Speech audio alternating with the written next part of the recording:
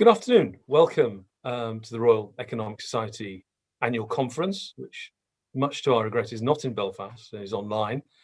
But it's been a wonderful day yesterday and an equally wonderful day this morning.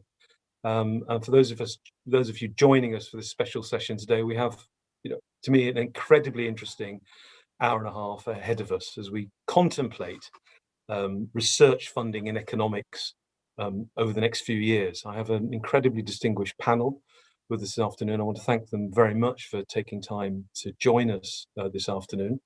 While you listen to their initial presentations, please do send some questions through the chat, and we shall try to ensure that we answer them in the second half of the discussion today. In a sense, the topic needs little introduction. The question of research funding in economics is at the forefront of our minds of the profession in academia and elsewhere. If we look at the university sector, we know very well, as a result of the COVID pandemic crisis, that finances are tight. Perhaps I shouldn't use the word hit in front of Anton, but there's a kind of question as to how the universities will ride this particular storm. In the middle of that as well, we've got to consider the demands of the USS pension as well. And when we start thinking about research, it's increasingly something that's linked to promotions. Researchers at junior level, early career researchers, are often told you can't get a promotion unless you raise some research funding. So times are getting crimped, I think, for many people working at universities. Often I find in economics departments who worked very hard, potentially as cash cows for the rest of the university in terms of their teaching, but also now being asked to raise funds in order to progress their careers.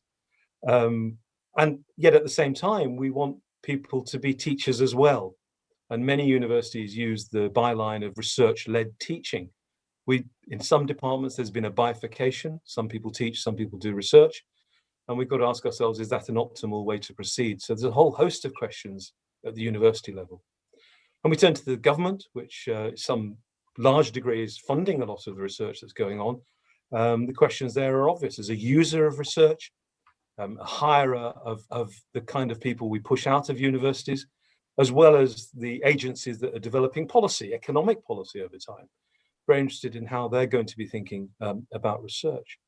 And if we turn to the main funder of economic research in the UK, the ESRC, that's gone through some amazing upheavals in the last few years. It's now amalgamated as part of a group of 7 research institutes, as part of a larger UKRI. And you don't have to have many dealings with the ESRC, and I'm mostly complimentary about the ESRC, before you hear the leitmotif of interdisciplinary research shouted at you very often. And it's not always clear what that means to economists who are using interdisciplinary methods as a matter of course. And it seems potentially very hard for us to be fighting, in a sense, for funds against the whole of the rest of science, which doesn't necessarily understand what social science is about, and then also asking economists to make links with other bits of social science where we have to.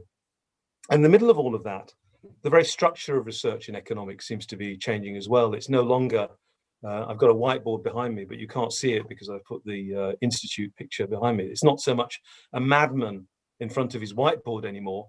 It's more and more teams of people working in laboratories, men and women together, working on projects over many years.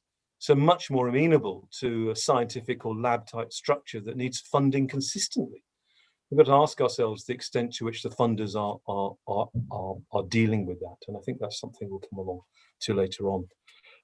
I need to introduce our incredibly distinguished staff panel today, who I think are well placed to discuss these questions and others in the remaining 86 minutes that we have for us. First, I'm delighted to be joined today by Professor Sir Anton Muskatelli, who's the principal of the University of Glasgow and has held so many roles in terms of important academic roles, such as being chair of the Russell Group over 2017-20, as well as a number of public policy roles, both in Scotland and also at the House of Commons and elsewhere. I'm delighted he's been able to be to release sufficient time in his diary to join us this afternoon.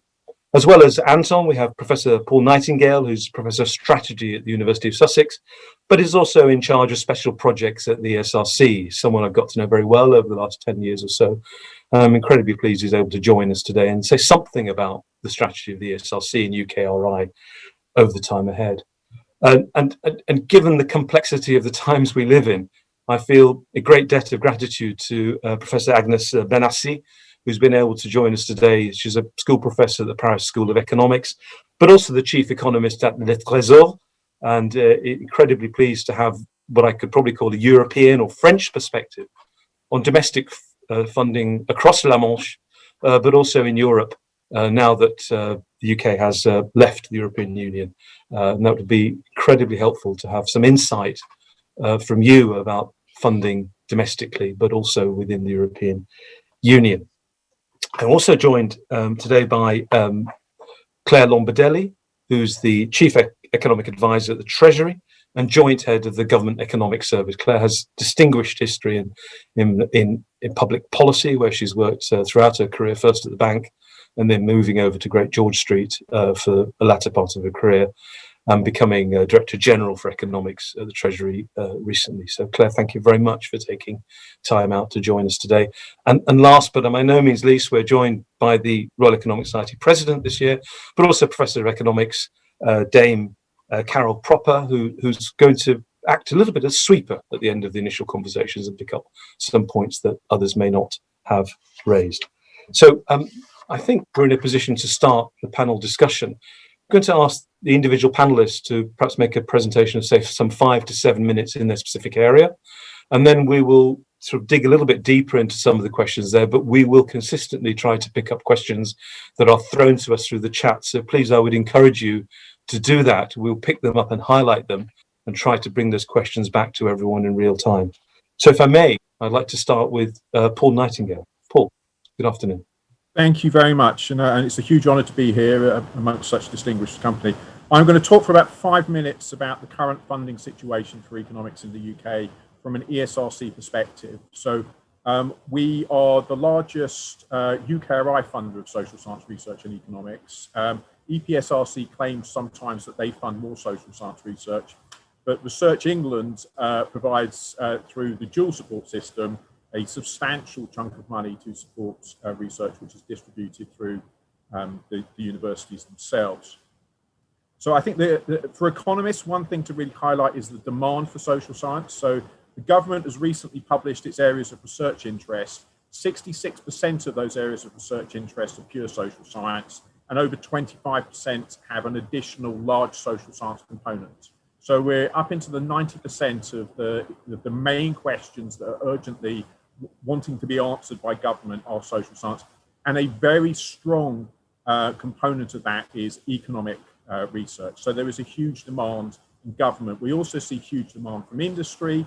So in terms of the wages uplift that you get from doing an MSc and a PhD, economics is right up there at the top. As a consequence of that, and the clue is in the name for the ESRC, we are very, very strong supporters of economic research. I'm incredibly proud of the quality of the research we fund. Currently, we spend about £32 million a year on economics research. So it's the largest component of our portfolio of 19 areas. And it is the area where I have probably least worries about quality. So it's consistently very, very high quality proposals come in. It is competitive, but they are doing very well. We also fund roughly a quarter of our spend is spent on data. So other research councils have someone else to collect their data. We actually fund our data ourselves. And we are working very closely with government to improve access to data for social scientists and economists. And that's another area where we try and support economics. And also we fund PhDs and have just done a PhD review. And one of the reasons we did a PhD review is that we didn't feel that the current level of support and length of a PhD was providing what we wanted to produce the next generation of excellent economists. Some of the fantastic things we fund: CEP, LSE, IFS, our friends at the street behind Tajit. We also fund the What Works centres, the Economics Observatory. So we've got a very, very impressive set of centres, large projects, and even small projects. So the portfolio is substantial, but it is clearly not as big as I would like. And I am conscious that people do submit proposals that get excellent comments from reviewers, and are on really important topics, and they don't get funded. I apologize for that, but funding for social science is extremely competitive. And the slightest little problem will be enough to knock a project back. The impact of that work, I think, is huge. We see economists coming into our impact prize, highlighting the big impact that they do. I don't think the economics community has quite the tradition of blowing their own trumpet as other areas of academia. So I trained as a chemist, and chemists, if you ask chemists about what's the impact of chemistry, we are basically responsible for everything good in the world. Economists are trained to be more skeptical and to use data slightly more, in a slightly more sophisticated way than perhaps chemists are used to. So you don't blow your own trumpet as much. And that is something you may want to reflect upon. I'm sure the panel may want to talk about that. Into the future, we are now getting more details about spending review. We're expecting there not to be a substantial uplift next year in our spend, but hopefully there'll be more money for social science into the future. One area I really, really want to get across to everyone in the audience is that while ESRC is part of UKRI, the amount of money that goes to ESRC is small. So even though the majority of, probably not the majority, but we have probably one of the largest bodies of researchers and number of disciplines we need to support, the amount of money we get is kind of 4, 5, 6% of total UKRI funding. So it's disproportionately small. There are very large amounts of money that are available for cross-cutting, interdisciplinary, collaborative funds within UKRI. So the amount of money for pure ESRC social science in economics, as I said, is about 32 million. If you're looking at these cross-cutting funds, they're measured in the billions. So there is an untapped resource out there, which I would strongly encourage economists to engage with. And I think those cross-cutting funds would benefit hugely from having higher quality economic analysis put into them. So that is something that we are would strongly encourage you to apply for. We are currently going to be undertaking a review of our investments in macroeconomics because we're very conscious that that is part of our portfolio that we need to increase. That is a review with a small r. So it's not going to be some grand named person producing some fantastic document that will be published and will be read in 100 years' time. It's quite a small scale review, but we want to get a better strategic understanding about what the demand is for research and how we can make sure we produce that. We are going to be funding more interdisciplinary work. We are funding lots of work on data skills. There are some areas of funding for UKRI which are extremely competitive. Secondary data analysis is one where I'd strongly advise economists to have a look at that. I think I'll kind of close off by saying the demand for economic research right now has never been higher in governments. The evidence from IFS on the demand for research skills in economics from industry suggests it's really, really high. I think the issue is therefore that we need to collectively, as ESRC and RES and the wider community, convince the powers that be that investing more money in economic research will generate better outcomes for society. And that is something I'm sure that we will be able to do if we can work together. Okay, that's my 5 minutes. Thank you, Paul. Very clear. I wonder, just before I turn to Claire, I can ask you a very quick question in terms of the top brass at UKRI. Of course, you're one of the top brass at ESRC, but I wonder the extent to which the top brass at UKRI really understand or get economics. You talked about, you know, the cross-cutting funds that are available, but I wonder whether the people there really know what we're currently doing in economics. It's quite a different beast to what people might think it is, particularly those who work in different disciplines. Is there some communication that needs to be undertaken there? I think a lot of communication needs to be undertaken there. I think public understanding and professional understanding of what economic research is very low, almost zero. There is a significant communications gap and PR gap that we are working to try and fill. And we're having to do that in a world where I have to be careful what I would say. Don't be careful. Just say it. It's fine. The occasional op-ed in national papers about economics, which has very little connection to reality, doesn't make my job easy. Thank you very much, Paul. If I may now, I'd like to turn to Claire Lombardelli, who will, to some extent, give us a user perspective on this, but you're absolutely free to discuss whatever you wish, Claire. Good afternoon. Brilliant. Thanks very much, Judget, and good afternoon, everyone. It's really great to be here to discuss this topic, economics research in the UK. The Government Economic Service is a prime user. We advise across a whole range of economic policy areas, micro, macro, domestic, international. So we're a big user and consumer of economic research.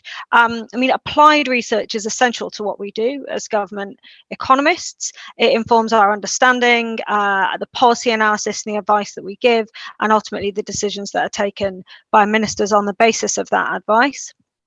Research from the UK and overseas has been, and it continues to be, a really vital part of that evidence base that we use and the information that we draw upon.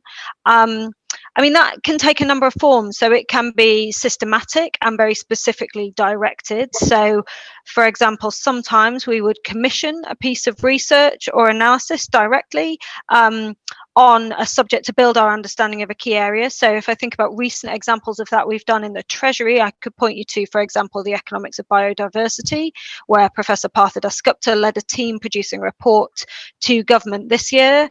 A couple of years ago, we had a piece that was done on the international evidence base on the impact of minimum wages when the government was considering whether to take radical steps on its minimum wage policy. Aaron Dubé did a review for us there. Or another example, fairly recently, would be the Furman review that we did on digital competition and the impact of digital platforms on competition. So sometimes very specific pieces like that, which are directly commissioned, but actually government economists apply the findings from research on a day-to-day basis throughout all of their work. So this, informs all the great issues that we sort of face over the last decade. If I pick a couple of recent examples where we use a lot of research in academia and continue to do so. So when we think about analysing the impact of leaving the European Union, the government undertook quite a lot of its own modelling and analysis to estimate the impact there. And we use much of the findings from academic research, particularly around things like gravity modelling, around the relationship between trade and productivity, for example, and more recently, obviously, the COVID response would be a good example of this. We've seen a lot of brilliant innovation in the join-up between academics and government policymakers here. Some real strengths, particularly around the cross-disciplinary work that's going on, and the flexibility of the academic community that has shown in bringing that research to bear. Actually, while we're here, I would say the Royal Economic Society did a fantastic job in helping us join up with academics across a wide range of economic specialisms. On this, sorry, apologies. I'm in the building and we've got movement sensitive lighting here at the Treasury building. So just to say thanks to the RES, who did a great job joining us up with academics at sort of the height of the crisis, in helping us understand the latest, the best research and what it can tell us about specific issues like scarring risks in the labour market, like the impact of closing schools on education and the short and the long-term impact of that. A lot of discussion about the distributional consequences.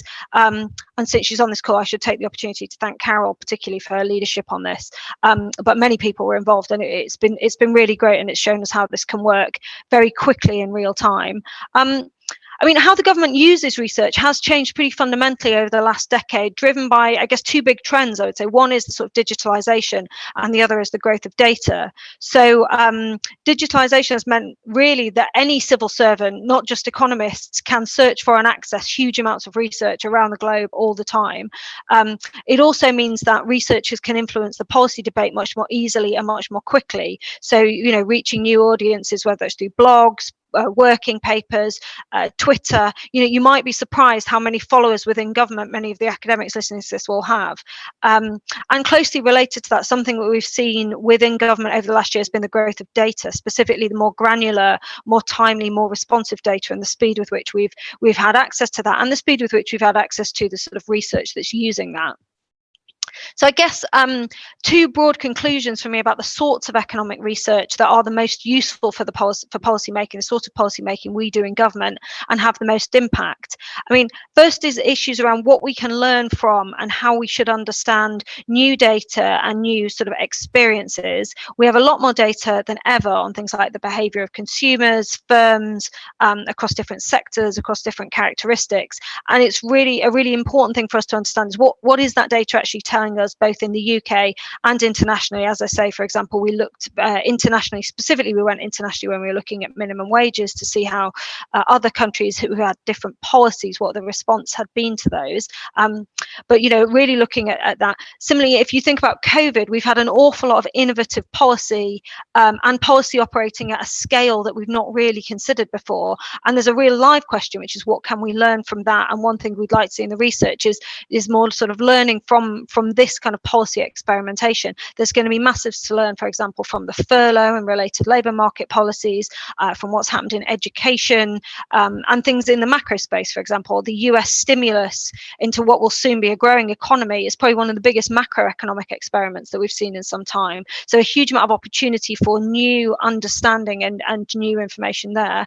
The second area where I would say research is hugely valuable in our policy making, and this links to what Paul was just saying, is the intersection between disciplines. So because policy making is by definition sort of an intersection between disciplines, and we're thinking about multiple objectives and we're thinking about multiple aspects of that, sometimes we commission research to bring disciplines specifically together. So I mentioned earlier the Furman review into digital platforms. That was an example where what we did was actually we brought together purposefully economics and computer scientists and the legal profession actually to think about those issues there. And over the last decade, you know, another good example of that we've seen very strongly in economics that everyone will be aware of is, of course, the integration of economics and behavioural science, which has led to some really, really important and really good policy outcomes. So, and again, we've seen that in COVID, where one of the biggest questions we were asking quite early on is actually what behavioural response can we expect from some of the measures taken in the interaction of kind of seeking sort of good health outcomes, but also understanding the economic impact of that. So I guess I would conclude by saying, you know, as you might expect, research is hugely important to policy making. As Paul said, the appetite for this is great. It is increasing, and we use research as much as we can, and we use it in a much more timely way than we ever used to. And it is most relevant where it is applied, looking at real data, real experiences, whether recent or historical. And sometimes we learn an awful lot from looking back at historical experience, and in the UK and around the world, and looking at the range of data. So not just sort of averages, but also we're very interested in increasingly interested in the distribution of outcomes, and also where that research is interdisciplinary and brings together, if you like, a diversity of thinking and a diversity of approaches, which really helps with policy making. So, you know, I would just say where it brings together where it's kind of relevant in that way. If you think about the policy challenges the government is facing and government is thinking about, where research is applied and most relevant to that is, you know, the appetite for it in government is absolutely massive. So, you know, thank you, and please continue the good work. Thank you very much, Claire. I wonder, before I turn to Anton, I just want to connect up something Paul said with one of your comments. It's clear that there is this enormous appetite for economics research. Treasury is a big consumer and also a producer. We've had the benefits of many conversations with your colleagues about the research they're doing. But I'm kind of wondering about academics dotted around the country who've got an idea that they think the Treasury may be interested in, and they're going to need some, you know, proof that the Treasury is interested in order to get funding from Paul. How do they go about that? Do they just send an email in to Rishi? How does it work for someone sitting in let me use a random economics department, Glasgow, for example, and they suddenly say to themselves, I've got this great idea to do this work on the impact of COVID on the retail sector north of the border, and I know the Treasury would be interested because it's thinking about the Barnett formula for some reason at the moment. I can't think why, and I'd like to share it with the Treasury. How do they make content? Who should they be speaking to? Do we have a way in if we're outside of that very easy connection that we have, for example, at NISA and other research institutes dotted around? Yeah, I mean, it's a really good question, and there's multiple ways in, right? So, we are always open to and really, really keen to receive information. You can send it to us directly, but and like I say, we are, forever researchers and analysts in the Treasury are looking at all sorts of different fora. I mean, we do obviously use people like the RES to help us access the latest thinking from academics. Things like the Economics Observatory is another really good platform that joins together academia and policy making. So platforms like that are incredibly helpful, I would say, because there's a huge amount out there, and it's important to try and think what's the best sort of route in. But I would say you've got a number of options here. One, you can send it us directly, and we will take a look. We read everything that comes into us directly, or like I say, through platforms that do quite a lot of sorting. I would say places like NISA, like the RES, like the Economics Observatory are actually very good at understanding what it is that policymakers need and how they can dock into those systems, because you've got people there with a lot of experience. And so I would say actually in a way you want to think about both, but you will find, talk to someone doing really good research and analysis, using really good data, thinking about really applied questions, will be part of a community and will be talking to other academic colleagues doing similar work, I'm sure, because they'll be wanting to test their ideas. And actually through those networks and communities, I think you'll find other colleagues who have good ideas to help it improve and pick it up. And like I say, we are monitoring and thinking about and looking at all of this analysis and research all the time. So anything which sort of promotes that work more broadly in the kind of economic discussion will be picked up and looked at by us. But like I say, if nothing else, feel free to send it in to us. We'll take a look. Thank you, Claire, very much. That's great. We'll move on, if I may, to Anton Muscatelli, who maybe can bring this question back to how universities are thinking about their funding needs at this moment, particularly in economics departments, but obviously more broadly in social sciences. Anton. Thanks, Jagjit. And again, it's a real pleasure and honor to be here with such distinguished colleagues. Jagjit, I think I'm going to make 4 points, basically. I think, first of all, I just want you to get the broader context, because I think it is important. Economics departments are part of wider universities. And I think the one thing that's important to understand, certainly for the UK, but also for many other Anglophone countries, is that actually the economics of research is actually quite complicated. Essentially, there's a cross-subsidy, and it's quite a substantial cross-subsidy in the UK that goes from non-publicly funded teaching, from fee income, particularly from postgraduate taught courses and international students, towards funding research. And this cross-subsidy of research is more marked, as you would expect, in very expensive subjects like STEM subjects, biomedicine. There's a big cross-subsidy going to these, as you mentioned at the start. But actually, it's also present in subjects like economics and many humanities and social sciences disciplines. That cross-subsidy in the case of economics departments, I think, is very much around internal funding for research. And of course, in some of the wealthier US universities, often that's been provided by substantial endowment income, but in the UK, it comes from fee income. And as I say, it's been very significant in disciplines like economics, partly because the base has grown rapidly over the last 10 years, as student numbers have grown on economics and business school type courses. This has grown our staff. And what essentially that internal funding does, by buying time from teaching assistants, postgraduate postdocs, and PhD students, is to buy time for these economics researchers to do their research.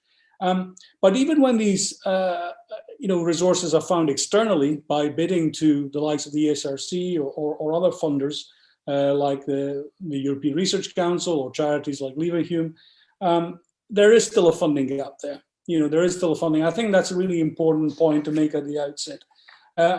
As Vice Chancellors, presidents of UK universities, we've often argued that we need to address this issue as a country around the sustainability of research. And last year you mentioned the issue of COVID and how it might impact on us. And actually there was a moment of real fear when we had to have some pretty serious discussions with BEIS and Treasury around this, because the risk was that this funding, from international students because of reduced mobility could impact on research. And the issue has not gone away for as long as COVID continues to cast a shadow there. I should say, actually, I was part of a working group back in 2004 that with elements of what was then Research Council's UK to look at the whole full economic costing methodology. And I think we haven't really resolved the issue still in UK research since then. Now, it's not an easy issue to resolve, because if I were sitting on the other side of the table in government and say, well, how can you prove to me that your costing is value for money? So there's a real tension there, but I do think there needs to be a real debate around how UK research is funding. So we may want to come back to that. My second point is that economics, as in other social sciences, there's been quite a shift in the pattern of external research funding. And Paul mentioned some of this. I'm going to try and reinforce it. If you go back about 10 or more years, Carol and I were actually at the same time on the Research Grants Board of the ESRC. And I think economics research had a very different kind of pattern then. A lot of the grants were monodisciplinary, or if they were multidisciplinary, they tend to be in a very narrow way multidisciplinary, touching on some other social sciences. Now, of course, these were response mode grants, so they were only an element of what the ESRC funded, but nevertheless, they were more monodisciplinary. And arguably, I think the shape, the pattern of funding for research funded by the ESRC has changed over time. And I'm going to try and share with you, just to show you something about how, where economics sits in terms of ESRC funding. So this figure is, which hopefully you can see now, is essentially for the last 6 full financial years, so running from 2013 to 2019, 2,060 successful ESRC research grants and fellowships. And you can see where economics sits as a discipline if you rank these by primary subject alone. And economics sits around third. Paul said it's a substantial amount of funding that goes to economics. Now, actually, economics was top if you did it by year in 3 of the last 6 years. But overall, it falls just below sociology and development studies, and it received in total just over 100 million over this period. Excuse me for a second, let me just go and move this forward. However, if you look at it in a different way, if you look at not only the value of awards by primary discipline, but actually also include non-primary or secondary disciplines, actually economics ranks pretty highly in that. And it shows that actually economics is becoming more interdisciplinary. It is becoming more part of total ESRC funding. And that's even if we're just looking at a kind of basic ESRC type funding. And that's a good thing. And I'll come back to this later. The third point I wanted to make is that actually there's some really interesting patterns in funding if you look across Europe as well. And of course, the European Research Council has formed a really important part of not only economics funding, but also humanities and social sciences in recent years, because it is so substantial. But actually the pattern of that in economics is a bit different from other disciplines. And I looked at ERC grants, not at Horizon 2020 as a whole, just at ERC grants. And actually, if you look at that, actually it's very concentrated over time. These are all the ERC grants over the period of Horizon 2020, and it's looking at the country of destination. And this is adding all the 3 categories, so starter grants, consolidator awards, and advanced grants. And as you see, the UK absolutely dominates this pattern. And it doesn't look any different if you split it by the 3 categories. Germany and Switzerland do a bit better if you look at only starter grants, but it is very concentrated. And actually, even within the UK, it's highly concentrated, even within that big UK bar. I'll stop sharing so you can hopefully see me. So I think this is an interesting question. How concentrated is economics funding becoming? And now to my final point, Jagjit, which is a bit about looking to the future and touching also on some of the issues that Paul and Claire mentioned, because the UK government has, of course, promised a huge uplift in our public R&D spending in the next few years. Now, I expect some of that funding will not simply be delivered through the baseline of the research councils like ESRC. It'd be very surprising if there was a huge uplift in that alone. Some of that will be packaged around particular initiatives, particularly important issues that the government will want to drive through public R&D spend, and indeed many other departments other than BEIS. And indeed, we've seen this pattern even in the recent past, even if you look at the period after 2016. And if you look at the 2020-21 corporate plan of the UKRI, 4.1 billion in 2020-21 by UKRI was spent on UKRI, on Research Council spend, so avoiding, taking to one part Research England, of which 162 million, as Paul mentioned, it's a small proportion of that was actually spent in the ESRC. But actually, there were many more important tranches of investment. If you look at the National Productivity Investment Fund, it was about 1.3 billion was spent by UKRI during that year. So, it's over a third just under a third rather, of the total spend on the basic research and innovation funding. And of course, some of that through the Strategic Priorities Fund went to the Productivity Institute, which NISA is involved in, and a number of other universities. It's based in Manchester University, but also involves my own university. So I think if future R&D spend by government will be packaged in similar ways on particular priorities, it is absolutely crucial, as Paul and Claire mentioned, that economics gets itself involved in these.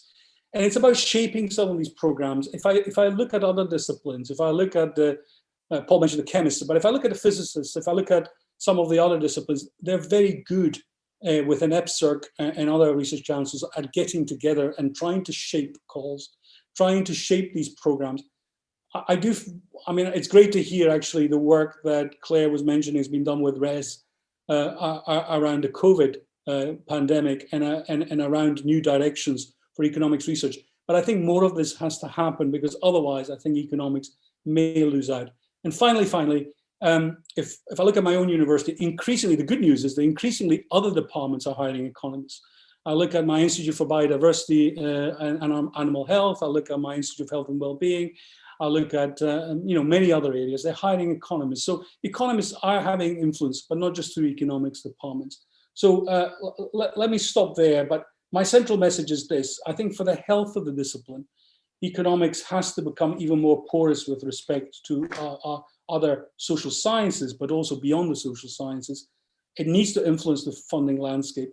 And I think there's a natural tension here between the growing size of the academic base in economics and the availability of monodisciplinary research funding. And that's not going to go away, that tension. Thanks, Jagger. Thank you very much, Anton. A comprehensive review of the landscape from the university perspective. Just wonder, before I turn to Agnes for a point of view from France, I just wonder if I take your central message, Anton, that we need to shape research programs, get involved with the UKRI, and sort of make the point and make sure that research programs are congruent in a sense with economics research.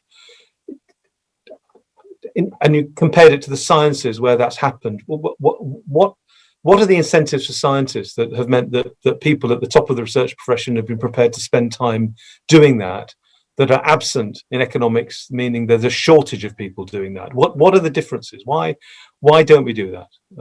And how could we change those incentives to make that happen, do you think, Anton? Yeah, I think you're right, Jack. These are the incentives. And the basic incentive is that, of course, in science, unless you have external funding, because it involves such a large capital element, you're not going to be able to conduct research. So it's an absolute lifeblood. External funding is the lifeblood of research. And it hasn't been the same in economics. If I'm a distinguished economist sitting in an economics department, I'm not competing for external funding, thank goodness. I would miss out, I suspect. But if I don't get a grant, if I'm not unlucky, there are alternatives. And if my research is worthwhile because it produces great outputs, I'm sure my department or my school will keep supporting me in the short run.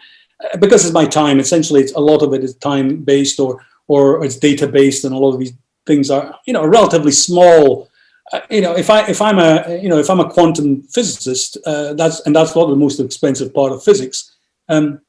I'm not going to be able to do much unless you're going to buy me quite a lot of kit. So I think that's a big issue, and I think we need to look at the incentives, and maybe it's something for the Royal Economic Society to think, because some of these, there's huge externalities here, of course, And this is why I think that particular market failure should be addressed probably by the likes of RES or institutions like NISR and the IFS in that space that can help to do the job for the wider community. Thank you very much, Anton. Much food for thought there. If I may, I'd like to turn to Agnès Benassi to give us, if I may say, the French or European perspective. I'm not quite sure whether Britain is part of Europe anymore or not, but I'll leave it to the panel to tell me what the answer to that is. Agnès, thank you very much for joining us. Thank you very much. I'm very, very happy to be here. Very honored to have been invited. Actually, the UK, the UK is an island. It's not a boat, so it will stay there. So this is quite reassuring. So my job here is, as I understand it, to provide some perspective from the other side of the channel on the funding. So I will maybe share my screen to provide a few charts. So let me do it like that. Can you see it? Yeah. Okay. So the landscape of research funding in France is extremely different from what I know from the UK and what you are saying around the screen. Maybe two important features. The first one is that in France, the research funding is not so much reliant on grants. So here, it's on the left-hand side, it's a chart from the OECD, giving the proportion of the budgets that are related to grants and to projects, to specific projects. So the UK, unfortunately, is not on the chart, but we know it's quite high, whereas France, the laggard, is on the very, very low end of the chart. Second feature is that research in France doesn't pay. The wages of the researchers are extremely low. They are not competitive from an international point of view. Here I give the wages for the National Institute of Research, CNRS. For a junior, a researcher, it's about 2,000 to 2,600 euros per month in gross terms. So you have to deduct social contributions from that. And so we are talking about hiring young researchers after the PhD, of course, but also after sometimes several postdocs. And so the wages for senior researchers are higher, but not so high. And so I give the minimum wage and median wage as a comparison. So these wages obviously are higher, but not so high. So I will come back to that because this is really a concern. The second thing is that the funding coming from the European Union is not so large. Here on the left-hand side, you have a comparison for FP 567 and also Horizon 2020.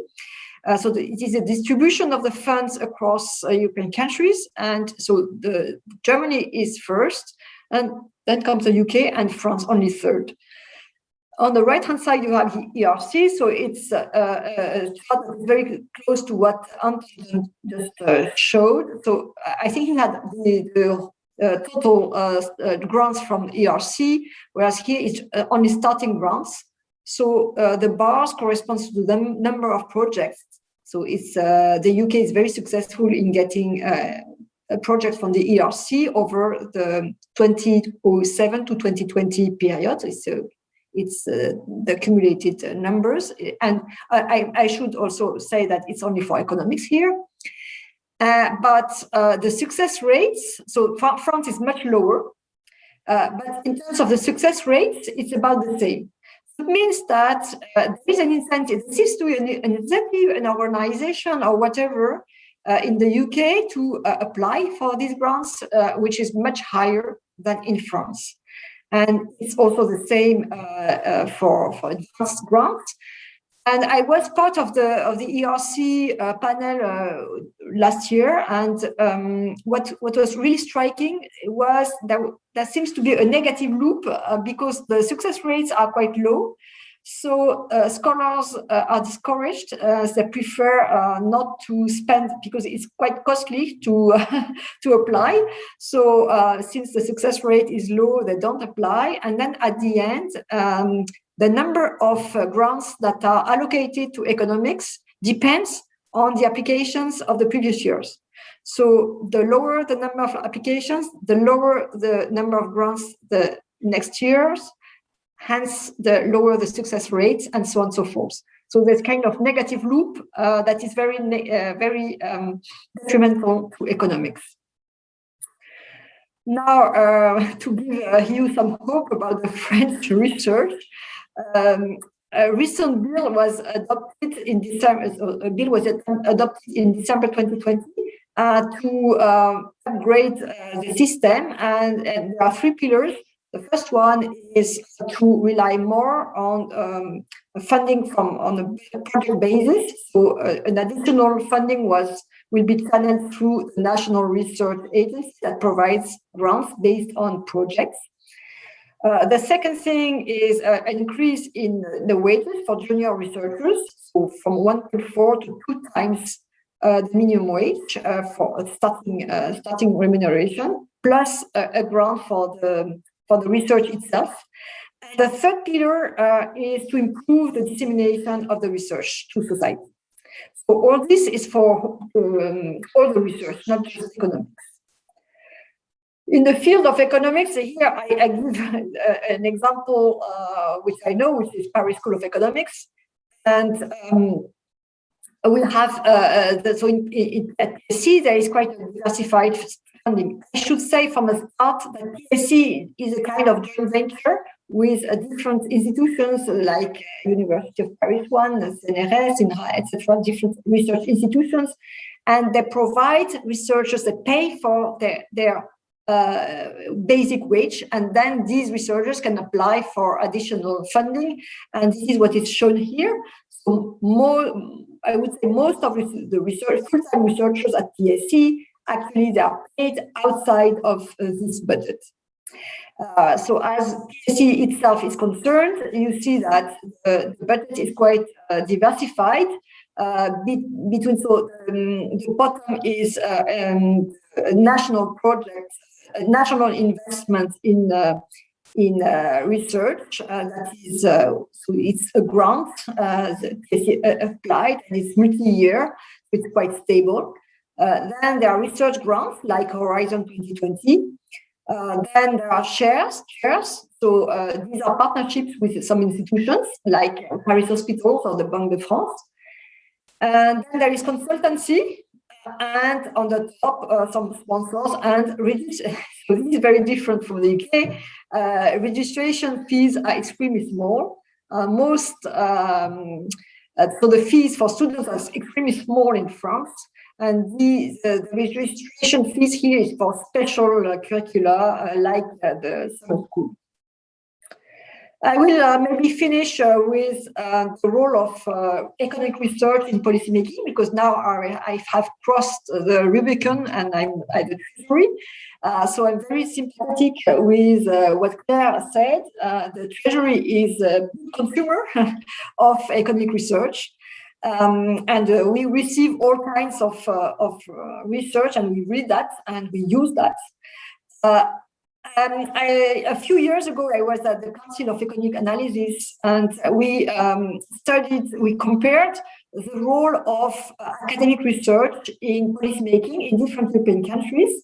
And what we did was to go to REPEC and to take the top 100 researchers in each country, well, the biggest countries, and to screen their CVs and to figure out whether they were doing only research over their career. So the top 100 are quite senior people. So had they done only quote unquote only research, which is going to be used downstream by different institutes, or they have participated in advisory councils or expert groups, committees, and so on, written reports for public administration, European administration, or international ones. Or they have during their career been in the decision employed in decision-making bodies like Claire and myself. And so we have counted these people, and it happens that the UK and France are quite similar. So the direct participation, which is the third case here mentioned, is quite small. So there are few people, and especially when you compare with the US, this is quite well known in future. But quite a lot of scholars do participate in these advisory groups, write reports and so on in the UK and in France, compared to, for instance, Germany or Italy. I found this figure was quite interesting. And in France, I must say that has been an explosion of the research that is used in policymaking through the explosion of data availability and the evaluation of public policies that this has allowed. This is extremely used with great intensity in the policymaking, on top of the various councils. So I mentioned the Council of Economic Analysis, which is general, but there are specific councils, like for macroprudential policy, like for taxation, for pensions. And in each of these councils, there are academic people, and their role is extremely important to raise the level of understanding and to make the decisions really research-based. So there's kind of hope here with some improvement over years. Thank you. Thank you so much, Agnes. What a fascinating presentation. One's tempted to say "Vive la Défense," but in fact there are many things that are similar as well, I think, across the countries. I was really intrigued with the diagram showing that only 17% of US academics were only involved in research, and are spending seem to be, in a compositional sense, much more involved in outreach, either directly or indirectly. I wonder, I mean, we could guess at the reasons for that, but one also observes that there's a hell of a lot of high quality research coming out of the States. So it's not as though it's at the cost of very high quality research. So I wonder if you can give us any threads or ideas as to why that is, that they just seem to be more actively involved, either because of initial jobs or in the nature of their own genesis as economists. So do you have any clues to help us understand why our cousins across the pond are just much more likely to get involved in these advisory roles or policy roles? Well, in the US, yes, it's much more common to go from university to public administration back and forth. So why is it so? Well, when you look, for instance, at Germany, you can understand, because in Germany, there's many jobs in public administration are held by lawyers, actually. Economists have not so much importance in the public administration. When you look at France, there's a different explanation, which is the role of the École Nationale d'Administration. You see, these people that become high level civil servants. And these are not counted as economists, even though in some cases they happen to be trained in economics, but they are not in high tech. You see, they don't publish academic research, so they are not in our count as economists. And but in the UK, I would like to throw the ball back to you. Why is it so? Because the UK seems to be much more rational in this sense, where an economic position in the ministry will be filled by an economist, a professional economist, which seems to make sense. So why is the UK so close to France, whereas the structure of both the training and the research and the incentives, the funding of the universities, everything is so different? It's a very good question. I'll pass that on for the moment. But before we, but that's a break. We'll come back to that, I think, because I want to open it up a little bit later on. I think it's almost a perfect entree into Carol's discussion about the profession in general and how it's worked. But before, Carol, just for a second, I wonder if I could just remind people there is the opportunity to put questions in through the chat. We have a few coming in, which we'll turn to after Carol. But I just want to remind people that there is the opportunity to do that. So please take a moment to send some questions through. If I may introduce Carol Proper once again, the President of the Royal Economic Society for this year. Carol, last but not least in terms of the panel. Jadget, thank you, and thank you for inviting me to be on the panel. I'm partly talking with my RES hat on, but I'm really talking with my economics professor hat on, and as someone who has had large grants from the ERC, the ESRC, and various other government bodies over her life, and also is in an economics department. So I'm sort of talking really as that, and also as the ex-Vice Dean for Research in Imperial College, which is a very science-based university. So I think I'm going to echo many of the things that Paul started with, that Anton picked up, and that Claire also has said on this panel. So I want to start first by saying economics is an incredibly important profession. And the scope of economic inquiry has, over certainly my lifetime, and I think this was reflected in Angus's talk at lunchtime today, has become very broad. Economists are interested in all sorts of things, from macro models all the way across to human behavior and psychology. And it means that but at the same time, the economics perspective is quite distinctive. And I think that was illustrated in Matt's talk yesterday, when he was interested in social media and social media's impact. One of the things he was looking at that only economists really look at is social welfare. And that was one of the things he was trying to back out of his experiments. What is the consumer welfare of digital media? But what was also interesting about his talk was that he was also looking at his experiments, which is something, that's quite new to economics, at his experiments on happiness, life satisfaction, mood, interaction with family. So I think my point is that economics has gradually been moving into the territory of other social scientists, of psychologists, of sociologists, and that, I think, has implications. That's the first point I kind of want to make, and I'll come back to it. So I think and the second point, which echoes very much what Paul and Anton have been saying, is that in terms of funding for that research, the trend is towards big picture funding. Government and funders, whether they're government or whether they're Gates, want to solve, and philanthropy is a very important source of research funding, and increasingly so. They want to solve big picture problems. They don't want to calibrate the latest minor twiddle on a model.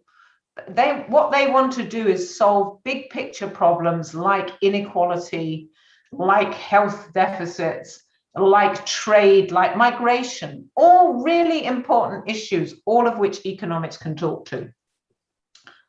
I think the problem is that in some of that, and that calls for interdisciplinary research or multidisciplinary research or research teams, which people have already talked about. I think the problem in some of that, and I know it as a health economist, where it's particularly been bad, I think, is that often economists are seen by non-economists, and this echoes something Paul said, like the accountants. So what you're asked to do is the cost-benefit analysis after all the research has been done on something super interesting, but that work itself is not academically rewarded. It's basically being a bean counter.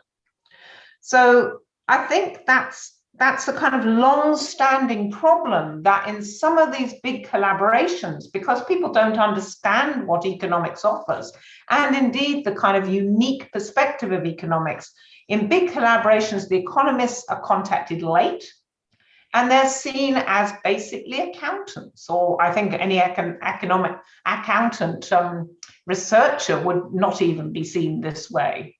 So I think that kind of poses those two things, that econ is really important and is moving into other people's social science territory, and the need for interdisciplinary research, say something about where you might think about going as a young economist. So I think, first of all, you are partly going to be part of a larger package. And that larger package is often going to be interdisciplinary. So you need to understand before you, and secondly, those grants are super competitive.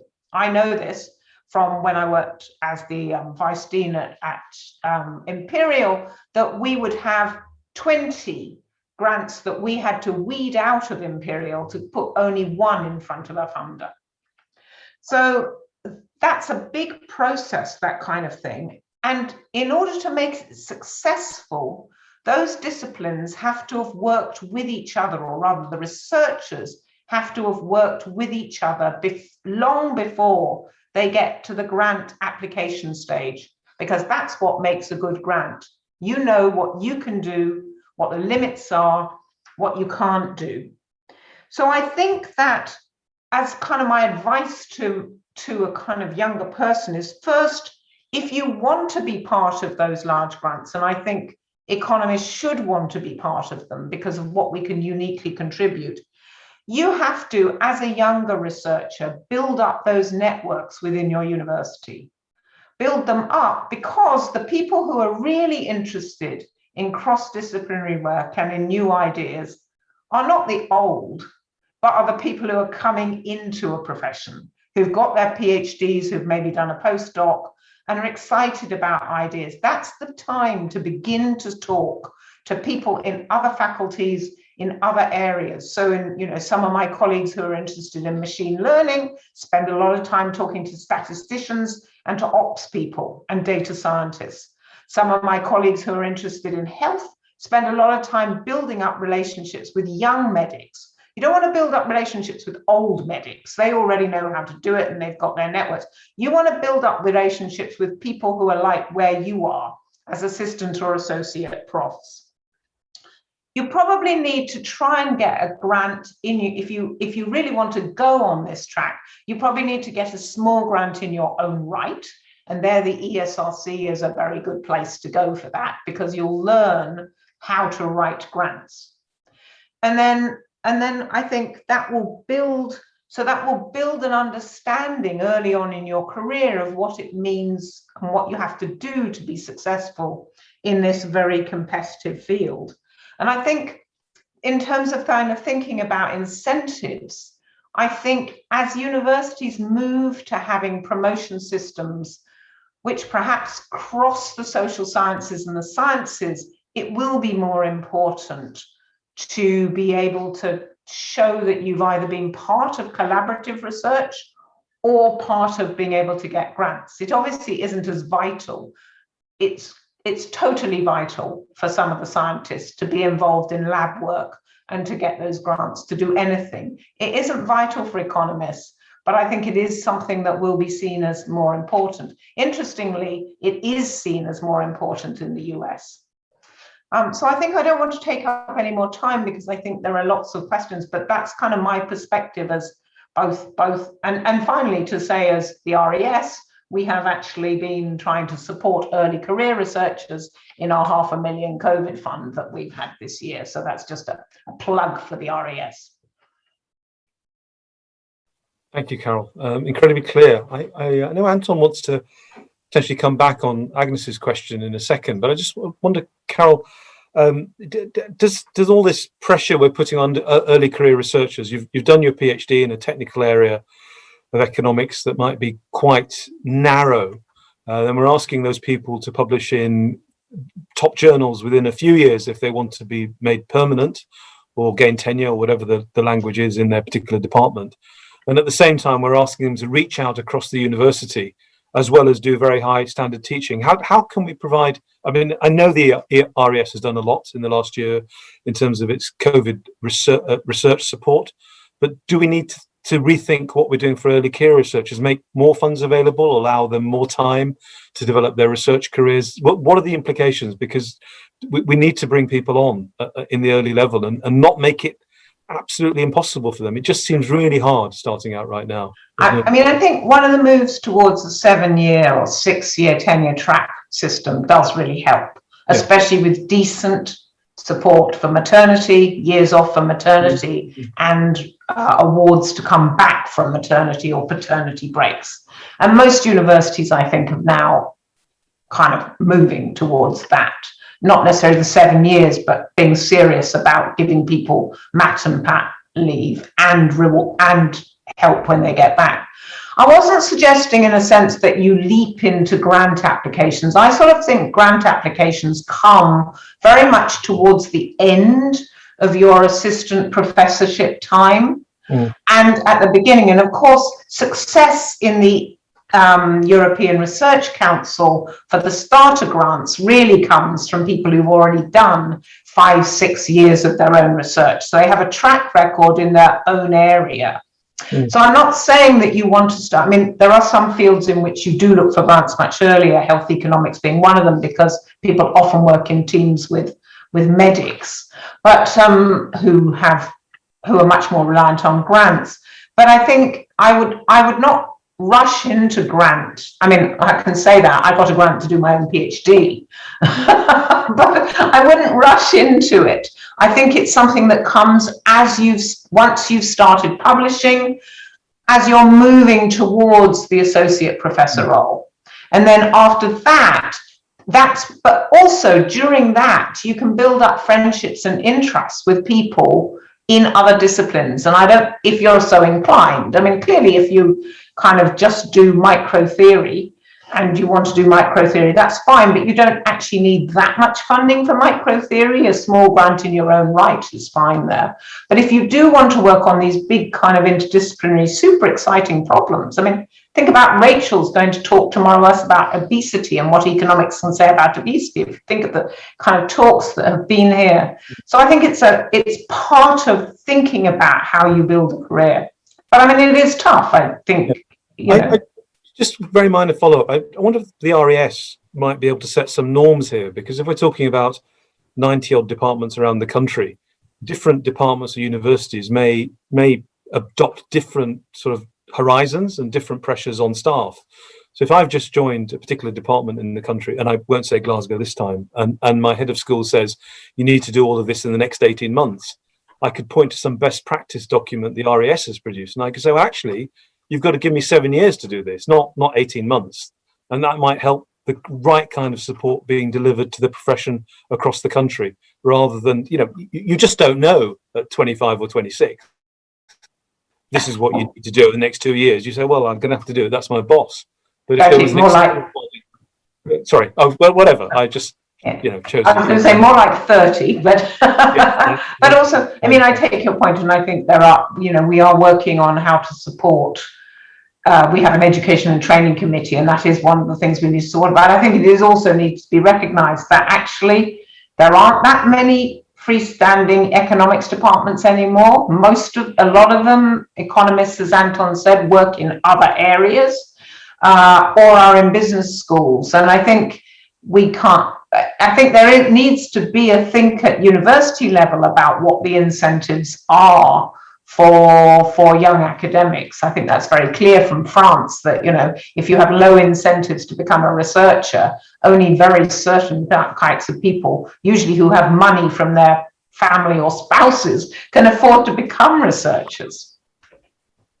Thank you, Carol. And Anton, I know you wanted to come in on the question Agnes posed as to why so few of us across this side of the pond are involved in advisory bodies or in policy directly, in terms of the people at the very top of the profession. Do you have some clues as to that might allow us to construct a reasonable answer to Agnes's question, which I wasn't able to do? Well, I actually found Agnes's data really fascinating, so thank you, Agnes, for that. And I've been trying to think about the question since you posed it, but and I suspect it's both a supply and a demand problem, actually. But let me look at the incentive side from the academics' point of view, which is why we get involved. I do wonder whether actually in economics we do need to think about the way in which the work that we do for impact is valued. Now, of course, in the UK we've got these research evaluation exercises, which are very important and which are very different from what happens in the US, of course, where once you've obtained tenure, actually you have a relative degree of freedom in terms of how you divide your time and how. So part of the answer may be around that. I mean, I was with Nick Stern. I was with Nick Stern on his review of the Research Excellence Framework in the UK, and I know we spoke quite a bit in that group about whether we should loosen the impact, the difference between impact and the work that we do on impact in our publication track record. Because if I now slip into anecdote and tell you my own experience. Some of the work I've done in terms of advising government has been around, has only a very loose connection with my actual research papers.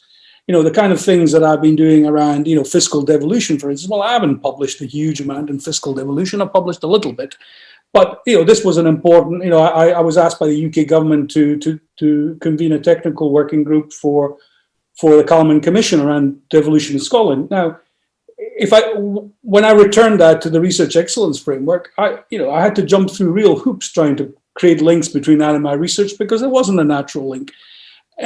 But I didn't care because by then I'd moved into the management side of universities. But if I'd been a kind of professor or an associate professor at that stage, I would have cared.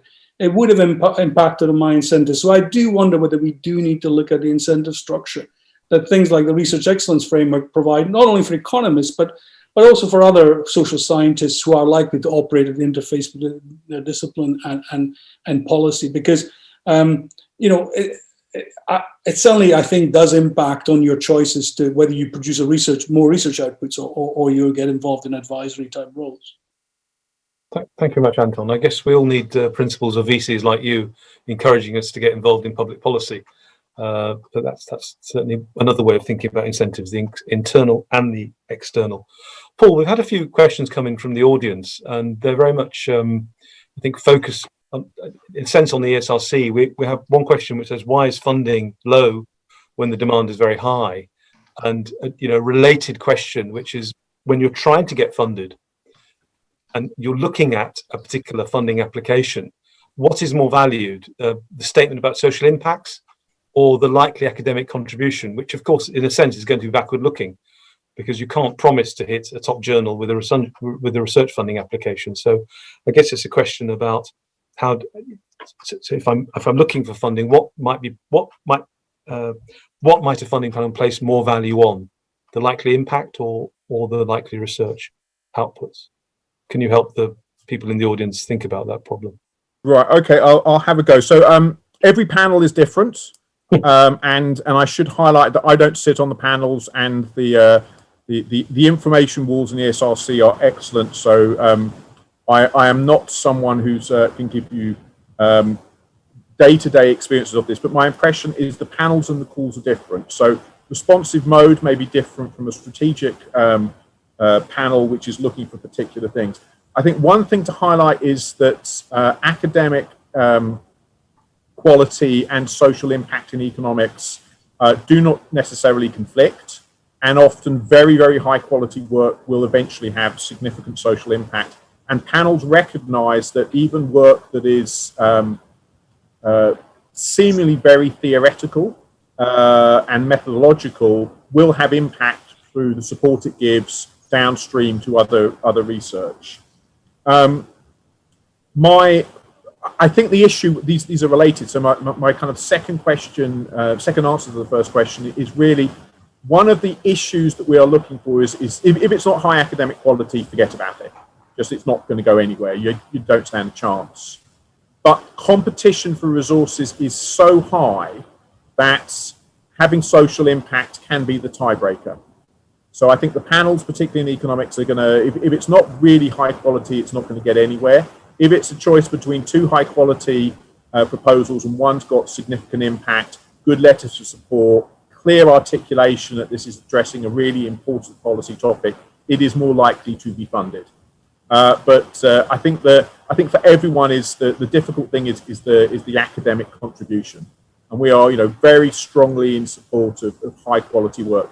I want to see from the work we produce people getting Nobel Prizes in the future. That's my performance metric. UK economists say we're the second best in the world. That isn't good enough for me.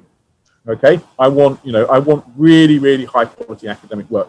The second question about why is the funding low when the demand is high? This is a very, very interesting question that keeps me awake at night. A kind of a simplistic kind of answer is regulatory capture, but there are I think kind of historical reasons for this. So Nate Rosenberg, who used to be on the economics faculty at Stanford, once told me that when he was at the OECD, when the division when the allocation between the various areas of research was decided in the UK, they went and had a look at what the National Science Foundation was doing. And at that particular point in time, the social sciences, broadly understood, weren't funded by the National Science Foundation. They were largely funded by the Ford Foundation. So hence they came back with a very misleading picture of what was happening in the US. So there is a recognition that the allocations that existed in the 1960s may not be fit for purpose in the 2020s and 2030s. And UKRI was explicitly set up to look at how that can be readjusted. Now, we know from the experiences, if we look at the division of funding between the various branches of the American military since the Second World War, the world can change and the allocations can stay very similar. So you can get lock-in. But this is a question, as editor of Research Policy, I would love to see some people in the audience do some research on to tell me why. Thank you, Paul. I just want to sort of just bring Claire back in briefly, related to some of the questions we've got, but not directly to some of the questions we've seen. And there's a debate in the questions between what we might call basic research, which may not directly have an obvious policy relevance, and what we might think of as applied policy research, which is absolutely asking a current policy question. And I'm wondering, as a comprehensive user of research, are you able, with the resources you've got, but also the demands on them are enormous at Treasury and across government, able to use basic research, or do you need more linkages, more involvement with academics to work out how to translate that into policy, or have you got sufficiently, I'm sure you have, sufficiently smart people dotted around Great George Street who can take a paper in JET, Journal of Economic Theory, and translate that into something the Chancellor might use next time he's thinking about some deduction on investment taxes or something? I mean, have you got the capability to translate basic research into policy impact? Yeah, it's a really good question, and let me be honest. We don't have. So I think people sort of look at places like the. Here we go again. We look at places like the Treasury, and they think it's absolutely jam-packed full of economists doing really technical modelling work. That is actually not true. The vast majority of people in the Treasury are not sort of technical economists doing modelling. I've got, maybe 100 or so people doing what you would consider kind of macro, sort of specifically macroeconomic research. It's quite rare that we are doing our own very complex sort of computational analysis. The Brexit work I talked about is one example of where we did do that.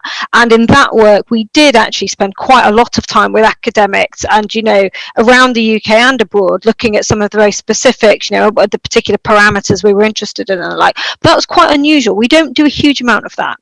And we don't really have we're quite hair-shirt here at the Treasury. It's not many of us. We don't have a lot of resources to be spending a lot of time doing that. So we are quite reliant on a number of things. We're reliant on, here we go, sorry, my daughters. We're so hair-shirt that we don't even have lighting very often. But we don't have,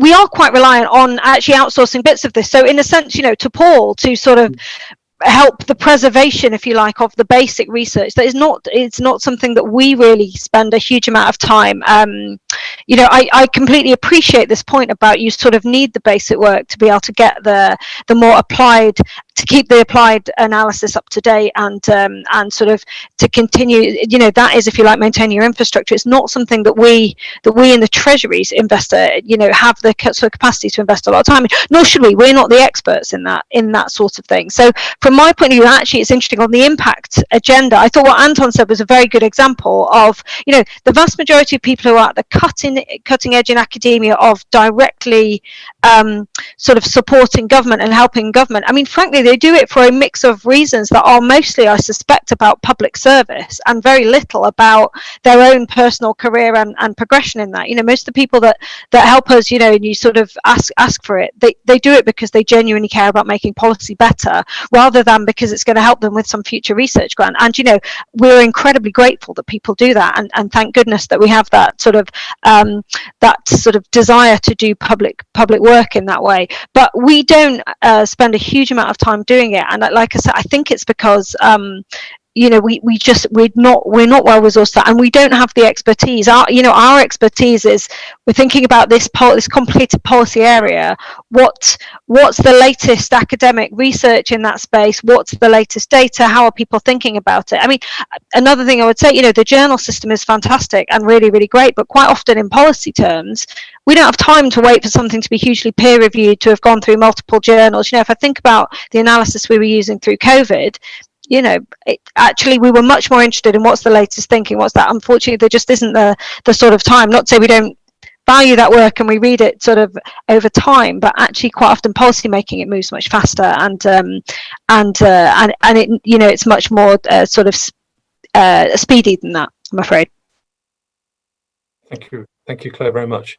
So I think if somebody's interested in basic research and to get that funded, they have to reach out in quite a substantive way in order to get the kind of user group positive tick up when it goes to the ESRC. There's a little bit of legwork to be done. They can't just send it in and expect necessarily the ESRC to fund it. So I think there's some work they need to be thinking about there. And that's where senior colleagues, I guess, either in their institute or university, should be able to guide them as people they need to talk to sell the idea.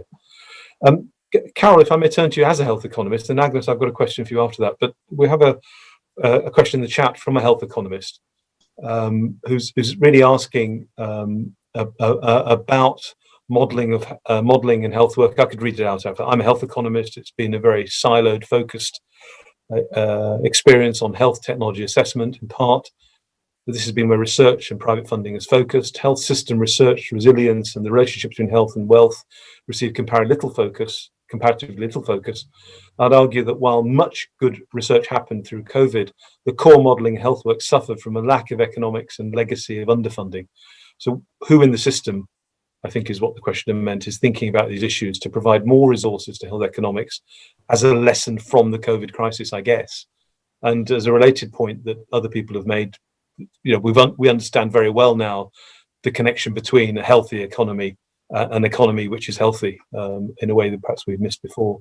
So I don't know, is that something that, Carol, we need to be flagging up as a priority area for research for the ESRC? I totally agree with the question that, first of all, during COVID, you just threw money at vaccine research, and you needed to, and it paid off. And also at more sort of traditional public health issues. But I do think the fact that COVID has been both a health epidemic and an huge economic shock is actually going to mean that as funders think about coming out of this, they're going to be thinking about that intersection. I don't think there's anywhere formal in the system thinking about these issues, but it's clear that people like Claire have been thinking about exactly these issues since kind of for over a year. And it's also clear that funders are going to be thinking about this intersection of issues. So I don't think that, speaking to a health economist, that it's kind of gloomy. I think there are going to be issues like the role of, the impact on the labour market, the impact on competition, the role of digital in the economy, and how that affects health. are going to be super important things, because that's what's happened to the economy and internationally as well. So I interpret from that there are some opportunities there to push I think so. And I think, you know, just looking at the conference program gives you an idea of the kind of scope that there is for being interested in things that were not thought of as traditional economics things. And that includes a whole pile of health things. Thank you, Carol. Well, we're coming with 5 minutes to go towards the end of this fascinating session. I've learned so much. I want to thank you all for being so honest and open with your thoughts. But I do need to give everyone a final minute each, I think, just to make their final remarks. So I'll go in a random order. First, I'll turn to Agnes, if I may. There was a question about interdisciplinarity, which you may or may not want to pick up, whether it is also a bon mot in France as well. It's certainly something I hear all the time on this side of La Manche, whether it's something that's equally important in France. But then I will then turn to each of the panelists for a final remark as well, probably in the order of Paul, Claire, Anton, and then the president, if I may, Carol. Agnes. Yes, thanks for asking the question. There's also a lot of interest in the interdisciplinary research in France. However, I see a few difficulties there. One is that when people talk about interdisciplinary research, they think within the social sciences. So it's like economics with some other social sciences. Whereas in my view, it should be, well, any other discipline. It could be law. Fortunately, there is research in economics and law, which is extremely interesting. But it could be also management, it could be math, it could be other areas. And some people try to, for instance, to develop some new thinking at the interface between economics and physics, and it's quite difficult actually to get it funded and accepted, and where to publish this sort of research is quite difficult in practice. The other aspect which is also difficult is the culture of each discipline. And my own experience in this area is quite, painful, because as economists, we have a very strong view about causality and the proof. And we are extremely proud of our methodologies and strict in terms of the proof. Whereas in other areas of social sciences, it's not always the same. It could be kind of picture descriptive, less than inference and proof. So the dialogue is not always so easy. So people think about interdisciplinary research as something extremely nice, where everybody would be complement and we would get the big picture. So hopefully, yes. But I would not say that it's so easy, both in terms of funding, in terms of recognition, but also in the making. Thank you. Thank you, Agnes, very much. A different language, perhaps, in different disciplines as well, if I may say so. Thank you, Agnes. Claire, we have about a few seconds each, so it's a sort of parting sentence or two, if I may, but thank you very much for joining us. Sure. Fine. Well, look, very briefly then, I would like to say, thank you. We love research. We're big consumers of it. Want to get as much of it as we can. But the best way to help us, frankly, is make it accessible, because we have less resource than you might expect, and we've got shorter time horizons than we would ideally have. So anything you can do that makes it as accessible as possible would be very much appreciated, but would really help us consume. So thank you. Thank you, Claire. Paul. 15 seconds, Paul. Come on. So following up that, please send your research directly to civil servants. They cannot access research behind a paywall. So there's a really serious problem there. It's that you do all this brilliant research, they won't be able to read it. So it's really important you engage with them. I think the kind of message from ESRC is strong support for economics. We are very proud of the economic research that we do support, and we would love to be supporting more. And I think the point about this kind of unique economics kind of focus on causality and data is a very, very useful skill that is widely applicable in many, many areas and is a huge addition to interdisciplinary research. For young people thinking about doing interdisciplinary research, I speak as someone who trained as a mathematician and a chemist and has ended up as a social scientist. I think you need to think carefully about that. I think you need to think very carefully about the sort of career you will have. I can't advise people to jump into it. Thank you, Paul. Sagacious, I think, there, Paul. Thank you. Anton. Very quickly, Jagjit, I would like to pick up on what Claire said. I actually think we should look at incentives and research and how we evaluate research. I think we need to look at public service and public policy as part of that and make that, integrate that. I also want to pick up on something that Carol said. We need to look at the research culture in universities. There's something we've tried to bring in collegiality as a factor in promotions, which is about trying to create a more collaborative environment within departments like economics. Thank you, Anton. Claire. Sorry, Carol, forgive me. Sorry, I want to end actually not as something that the RES has supported. And if you want to do what Claire says, which is get your research noticed by policymakers, please offer to write something for the Economics Observatory. It's been a great thing to come out of COVID. All you have to do is write a couple of pages with an overview of an area you know all about. And the observatory has been fantastically supported by the ESRC. So a plug for contact the observatory and write for it. Well, thank you, Carol. As one of the lead editors on Macro, I would agree with that as well. So send me your stuff. I'd love to read it. What a wonderful panel. Agnes, Claire, Paul, Carol, Anton, thank you so much. Let me, if there's time, thank Georgina at the Royal Economic Society for helping us, William today, but also my colleagues at NISA for helping us put this together. We've learned a hell of a lot, and I should also thank Ricardo Rice, whose idea this was to have this panel. He did a great job in bringing us all together. I hope that many of you who've been on the call today will think hard about how to get research funding, think about the accessibility of your research and have the confidence to talk to policymakers and ensure your work has traction. I've always felt economics is a policy-based science. If we don't affect policy, I ask myself, why am I doing it? So I think that's, I would like to say, and I hope many other people feel the same as well. Thank you again for joining us today. I think for those who are still on the call, you're able to say or pass some comments on it on some part of the screen. If you're part of the audience, do so there. I think the RAS are collecting feedback in some way or other. But you know, I've really learned a lot today, and thank you for your honesty, I think, and your openness about the issues we all face. Thank you. Goodbye. Bye. Thank you.